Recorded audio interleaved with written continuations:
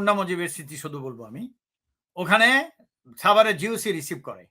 সে তখন সাভারের জিওসি ছিল, জেনারেল, মেজর জেনারেল। সে মোদির সাথে হ্যান্ডশেক করে মিডিয়াতে বলছে, আমার জীবনের অত্যন্ত এই ধরনের একটা কথা, অত্যন্ত বড় পাওয়া, স্মরণীয় যে আমি তার সাথে হাত মিলিয়েছি। সেই থেকে আমি খেপেছি। হারামখোর! তোকে আমি ভদ্রলোক মনে করতাম। ফাজিল কোথাকার, স্টুপিড। সে কিন্তু প্রচন্ড সাফার করছে তার শারীরিক, তার ফ্যামিলিগত সবকিছু মিলিয়ে। তবু তার এদের তো মানে সেনাপ্রধান হওয়ার দৌড়েও তো সে পিছিয়ে ছিল একটা পর্যায়ে যে সে এতবার তার ওই হার্টে রিং পরানো হয়েছে। হুম, হুম, তো এই যে তার হার্টের সমস্যা, নানা শারীরিক সমস্যার কারণে কিন্তু তাকে না দিয়ে অন্য কাউকে সেনাপ্রধান করা হবে এমন গুঞ্জনও কিন্তু বাজারে এসেছিল।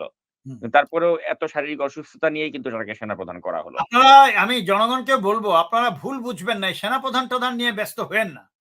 সেনাপ্রধান বলেন ২-৪ টা জেনারেল-টেনারেল ব্যবহার করছে। এগুলো সব তারেক সিদ্দিক আর মাফিয়া হাসিনার ভারতীয় রসরা কন্ট্রোল করে।